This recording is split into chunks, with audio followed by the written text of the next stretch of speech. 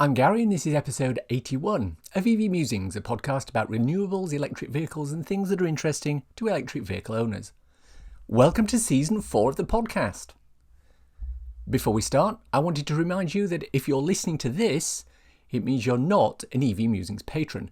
This means you're missing out on early access to all episodes, post-credit sequences on certain episodes, and patron-only episodes such as the review of season 3 we released after episode 80. If you want to become an EV Musings patron, head over to patreon.com/evmusings and sign up. Over the next 20 episodes, we'll be covering numerous topics, both old and new. And in today's show, we have an EV Musings patron post-credit sequence where we'll be talking about the recent announcement that the government is looking to break the Ecotricity monopoly at motorway service areas. The main subject of today's episode is a discussion with Gridserve. Now note that this discussion took place several weeks prior to the recent announcement that Gridserve are buying 25% of the electric highway and will be helping to substantially upgrade the electric highway offering at motorway service areas. So please bear that in mind. I don't believe that putting sporadic chargers around the country is a viable solution for long-term adoption. That's Sam Clark. So my name is Sam Clark and I am the Chief Vehicle Officer for Gridserve Sustainable Energy. So what is a Chief Vehicle Officer?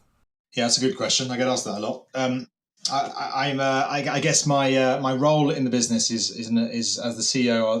Our great CEO, Todd Harper, likes to say, my job title is quite simply electrification of the nation. So whatever it takes to get the country electrified, and obviously by association, utilising our infrastructure, our forecourts, and indeed our energy as well.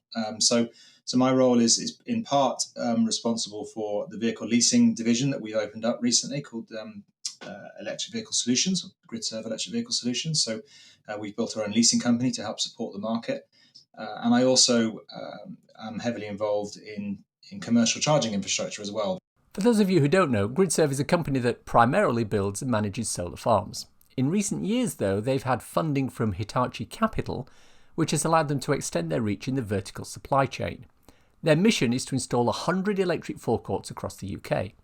An electric forecourt is, as the name suggests, similar to an existing petrol station, but instead of petrol pumps, there are charging units. There's also shopping and relaxation facilities, meeting pods, and some other lovely little amenities. The first one opened in November in Braintree in Essex, and it's been almost universally praised by everyone who's been there. Quite rightly so, it's a fantastic venue.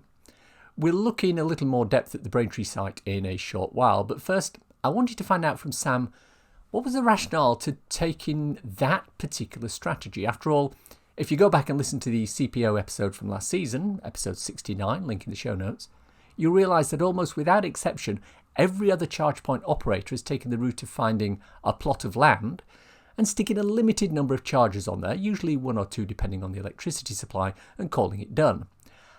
Sure, there are exceptions. BP Pulse has the charging hub at Milton Keynes, Osprey Charging has the hub at Stratford, Instavolt have opened a couple of hubs recently in Necton and Banbury.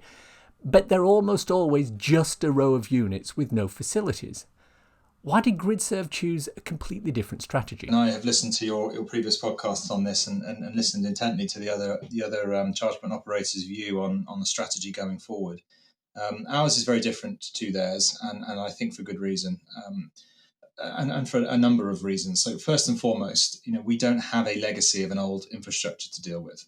We are in the fortunate position of having a blank canvas, and therefore we can decide what infrastructure we think should go where without having to perhaps what some of the oil companies might have to do is try to retrofit or indeed improve upon the infrastructure that they've purchased or gone through acquisition to acquire over the last few years, which has legacy attributed to it, and I support them in the sense that they are doing great work in trying to increase and improve the infrastructure in the country. But I don't believe that putting sporadic chargers around the country is a viable solution for long-term adoption. I just simply don't, and that's born out of my own personal experience, if nothing else. So you asked me at the beginning what vehicles I had and why, and one of the reasons why I was very keen to get hold of a Tesla as soon as I could was because of not just the vehicle is great, but also the infrastructure that supports that. With the 40 or 50 locations around the country, with multiple chargers per location meant that I could, within reason, get anywhere in the country without too much consideration of where the locations were, because the range was supportive, and the infrastructure meant that I was able to charge pretty much every time I ever turned up at a Tesla supercharger. That's great if you've got a Tesla. It's no good if you've got anything else. And as the uptake of EVs continues to grow, having sporadic chargers, maybe 2 or 3 dotted around the place, is going to be a hindrance, not a help, in my opinion, because there'll be so many people wanting to, even if it worked 100% of the time, and as we know through details from ZapMap, that indeed isn't the case, but even if reliability was at 100%, they will be oversubscribed at the points and the times when you need to use them. And there's nothing more frustrating than turning up to a working charger than having to wait 40 minutes for somebody else to finish their charge before you can even plug in. That is what's going to happen if we've got lots of chargers dotted around the place. Some won't be used at all, and some will be so oversubscribed that they'll be ignored by people who know that they're there, because they know they won't be able to access them. So I do think that having high-powered locations like ours, where we've got battery storage and we've got sleeved solar and we've got 36 chargers, all at very high power, provides that sort of comfort that a petrol station or service station does today, where you wouldn't blink at filling up a petrol at a petrol station. There's always going to be a pump available. You very rarely have to wait. And they are strategically placed in places where you want them to be. And I feel very strongly that that is the strategy. And that's one of the reasons why I joined Gridserve, was because I bought in very much from personal experience into that level of infrastructure and that way of doing it. What surprised me, and just about everybody who's visited the electric forecourts, is the pricing strategy. All high-powered charging is at 24 pence a kilowatt hour. In the big scheme of things, that sits very nicely towards the lower end of overall charging tariffs, and very, very low on the scale of high-powered charging tariffs, which can vary from 36 pence a kilowatt hour through 42 pence a kilowatt hour, right up to a staggering 69 pence a kilowatt hour for the Ionity chargers used on an ad hoc basis. Effectively, the Gridserve rate is pegged at the same rate Tesla levy for their supercharging. Naturally, I had questions about this. If companies such as BP Pulse charge 42 pence a kilowatt hour for their high-power charging at 150 kilowatts, how can Gridserve charge 24 pence a kilowatt hour for higher charge speeds and still make money? The comparator between the price point that the other operators that you've interviewed, will talk about in terms of where they think it needs to sit and where we think it needs to sit, is different for a fundamental reason or many reasons. But one is that Gridserve as a business is not just a charge point operator. The electric forecourt is not just selling energy. So Gridserve have a number of revenue stats attributed to each electric forecourt. So we've got the ability to trade our 6 megawatt hour battery with the grid. With the ability to have a 5 megawatt grid connection. We've got a retail outlet. We've got charging.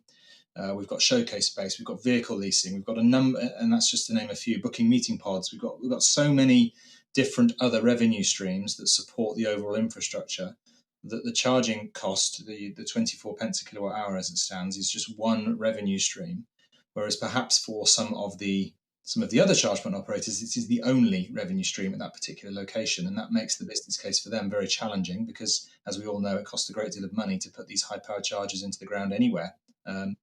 So our business model is vastly different, and you can see that just by looking at the place, that there is a number of other business units that are running concurrently, which help us with that.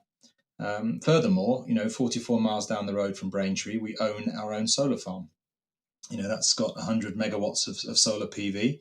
It generates enough energy for 2,500 homes, and we'll save over somewhere in the region of 4,500 tons of carbon annually. So we've got a fantastic solar farm, which is also supporting the infrastructure that's in the ground. So it's very important that we have all of these different revenue streams to make the business case stack up. So is the 24 pence a kilowatt hour price just an introductory offer and it's going to go higher? Now, 24 pence a kilowatt hour might not be where we settle forever. It'll almost certainly be the case that we start to introduce membership models at some point in the future. I'm not quite sure when that will be yet, but and that will be akin probably to some of the existing membership schemes that are already out there in the marketplace. But we feel very strongly that that we need to keep that price point as low as we possibly can to continually increase the uptake of EVs. I spent time with the site manager for the Braintree location, and he mentioned that one way they keep the prices low, as Sam has already alluded to, is that they have business partners on site such as Booths, Costa and the post office.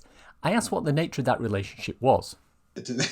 Again, in the similar ilk, we're obviously not going to divulge exactly what our commercial strategy is with our retail partners in terms of how that is broken down, but certainly, yes, we have a very close relationship with our friends from WH Smith, and so we're able to provide a number of different solutions downstairs, including WH Smith as well as Booths and Gourmet and Royal Mail and Costa.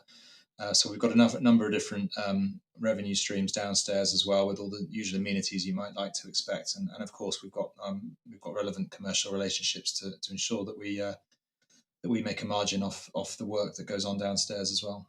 So that brought me on to the topic of how much the place cost to build. I wanted to know how much Gridserve had spent on the electric forecourt. Sam obviously was reluctant to tell me the exact costs. No, I think that starts to fall into the whole business case and the costs of the business generally. So, we are working very closely with ABB, who are our hardware provider. So I'm sure their costs are visible elsewhere, but yeah, the overall cost of the business is something we obviously keep in house. With a bit of research on the internet, I uncovered the following. An ABB Terra HPC charging post, of which there are 24 at the site, costs around €25,000. But in order to make it work, you also need it linked into a power cabinet. These are €50,000 each. For 175 kilowatt charging, you need one cabinet. For 350 kilowatt charging, you need two. On top of that, there are the costs of the Tesla supercharger units, the solar canopy, the AC posts. Rough back-of-the-envelope maths indicates the cost of the units alone will be somewhere in the region of €500,000, with a further, €600,000 for the power cabinets. I know from attending the site that one power cabinet provides 175 kilowatts power output. Two cabinets can be installed with one station, and they can deliver two lots of 175 kilowatts for two separate cars, or one lot of 350 kilowatts for one car. Warren Phillips of EVA England was there on a unit which was linked up with the unit Robert Llewellyn was using for charging his Porsche Taycan, and he was asked to stop charging to allow the Taycan to get the full charge on the 350 kilowatt unit. The figures start to become very eye-opening when you talk about the cost of the land, the cost of building the superb facilities there, and all the underlying cabling and electric management systems. We've already talked about how Gridserve plan to finance the electric forecourts. For those of you who were paying attention, you will have heard Sam talk about leasing cars.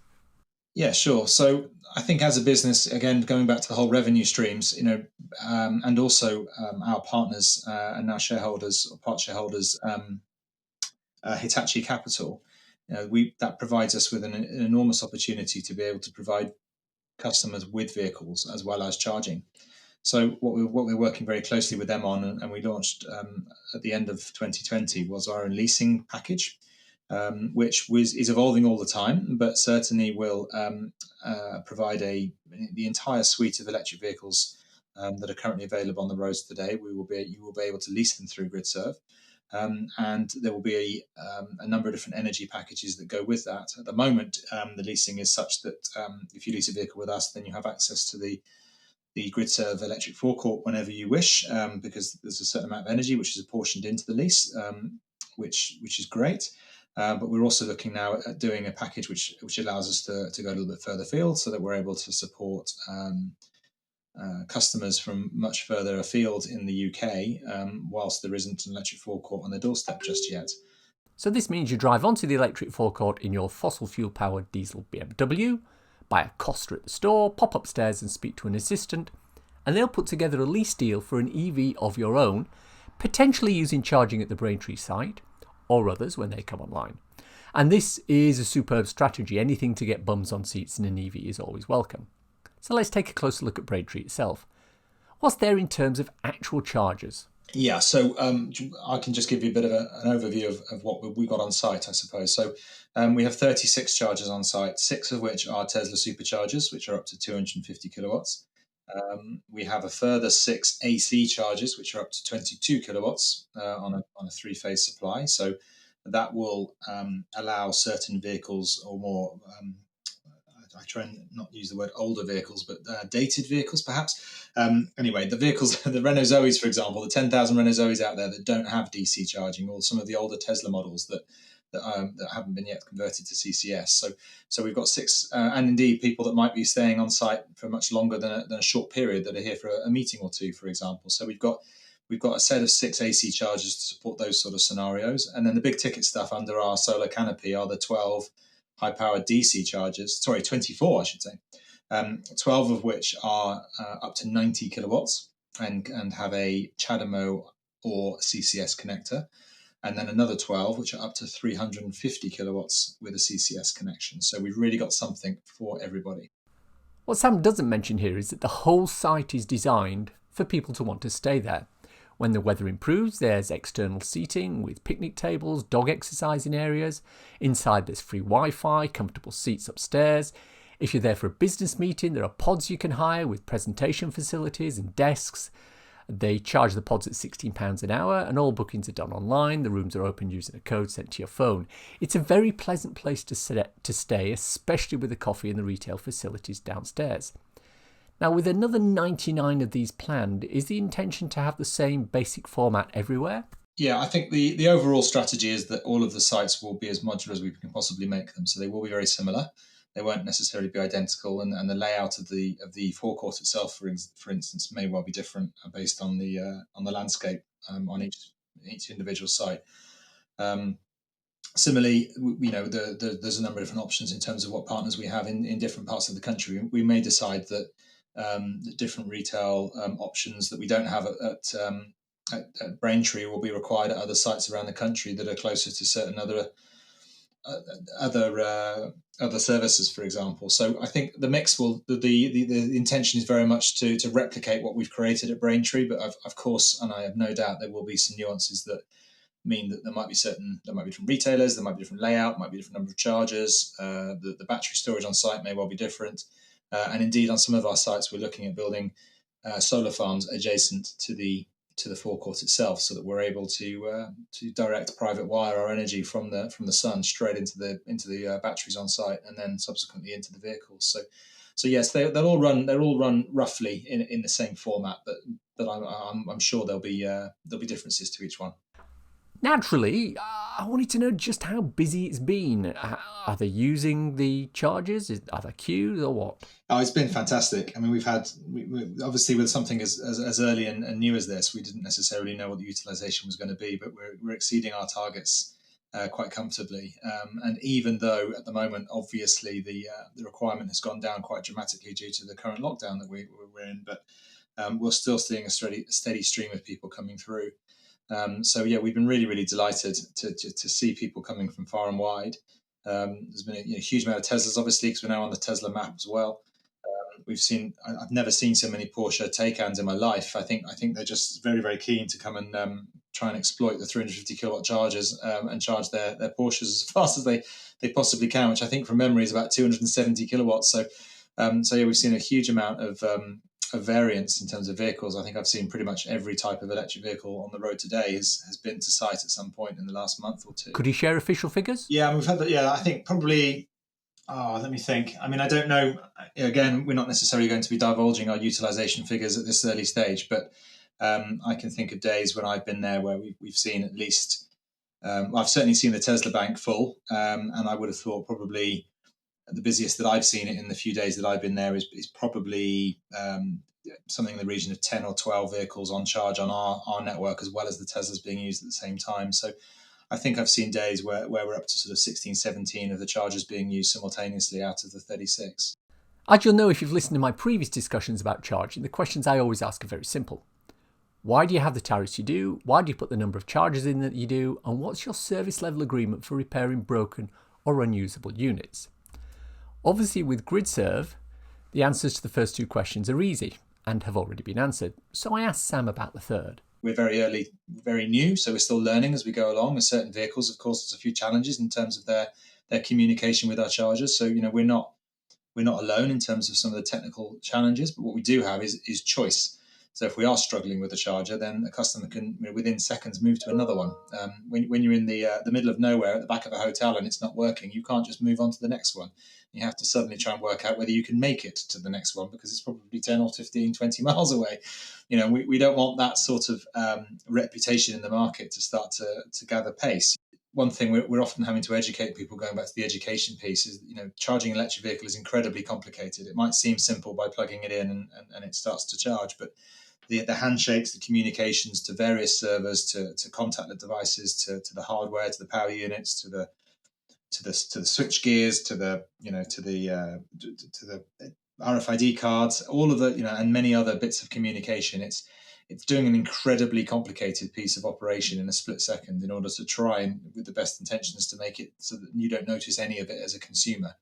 And inevitably, when there's so many links in the chain, occasionally one breaks and then the whole thing falls over, because if one link in the chain breaks, then the car simply won't charge from a safety perspective.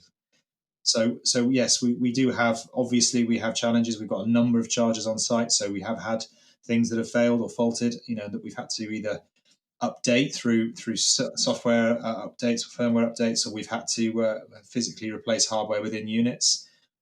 We've had to keep close tabs on our contactless payment device and the way in which we authorize and pre-authorize and reauthorize people's payments, etc. So there's all sorts of different pieces of the puzzle going on at the same time to try and make it as swift and as clean and as efficient as possible for the user.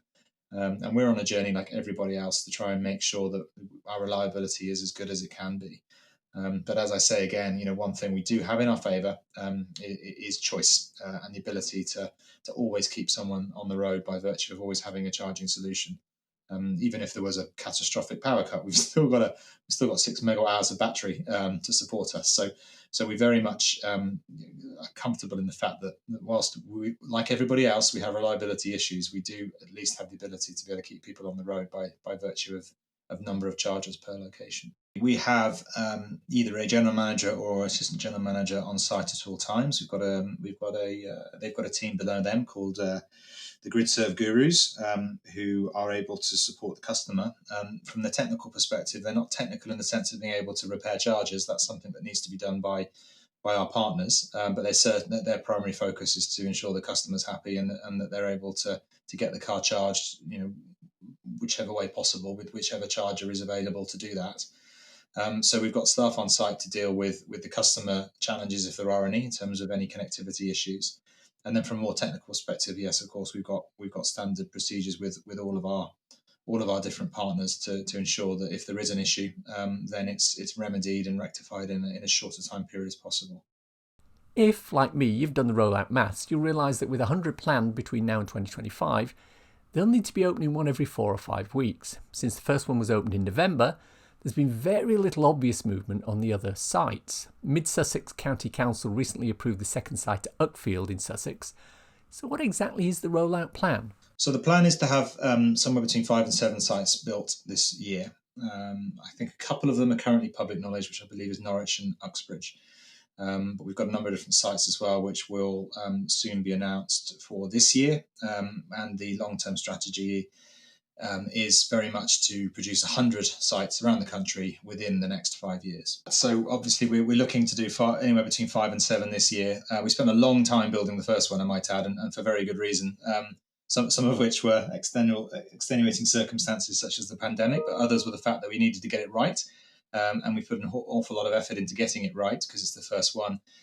We'll now ramp that up through this year and speed that process up. So actually your maths works even worse in our favour, really, in terms of the fact that we'll deliver 5 to 7 of those sites this year, and therefore that pushes the average up for the next 4 years to even higher than that. But by the end of this year, we will have a very, very robust process for delivering these concurrently, and at the rate which enables us to reach that target. So we will definitely be, rather than putting all of our efforts into building one forecourt, we'll be doing multiple sites at the same time in order to reach that timeline. You may have realised in this discussion that Sam's not a big proponent of the single charger at the back of a hotel strategy that some other charge point operators have followed. when you're in the middle of nowhere at the back of a hotel and it's not working, you can't just move on to the next one.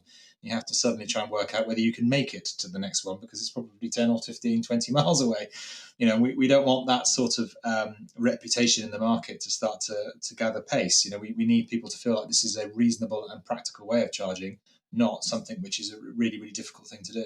That's an obvious dig at companies such as BP Pulse. There's no love lost between Sam and BP Pulse, as the Twitter interactions between him and Tom Callow will attest. Each is adamant their way is correct, and each is adamant the other is incorrect.